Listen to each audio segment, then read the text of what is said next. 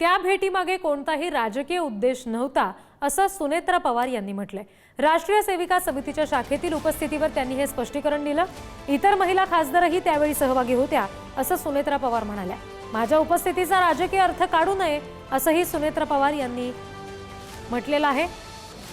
एका मीटिंगमध्ये माझ्या उपस्थितीबाबत चर्चा सुरू आहे, ज्याबाबत मी स्पष्टीकरण देऊ इच्छिते की त्यामागे कोणताही राजकीय उद्देश नव्हता असं त्यांनी म्हटलेलं आहे।